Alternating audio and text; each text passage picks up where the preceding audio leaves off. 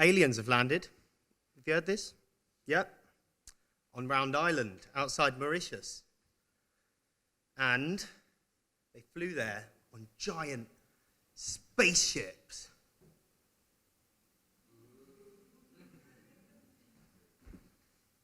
Well, they weren't technically spaceships. They were helicopters. But they were aliens. Alien species. They were giant Aldabra tortoises sent over by Durrell Wildlife Conservation Trust. Now, I know what you're thinking. Why would a conservation trust send over a bunch of non-native giant tortoises? After all, we all know the implications of invasive species like people.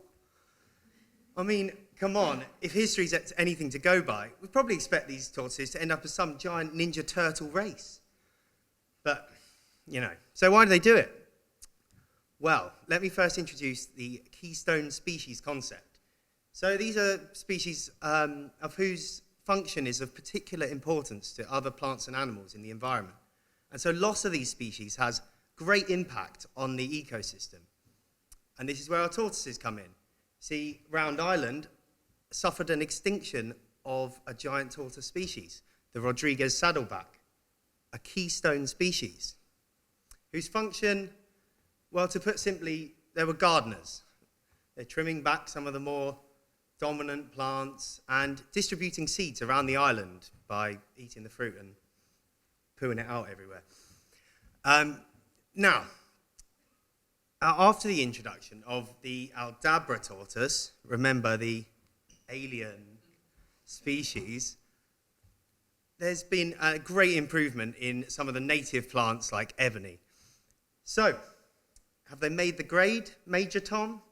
Or is the circuit dead? Is there something wrong? Rest in peace, Bowie.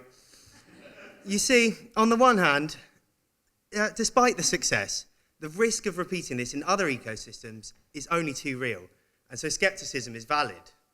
But then also it can be a useful technique.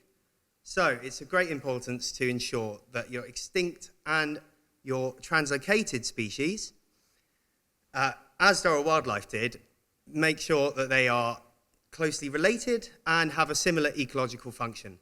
Thank UFO.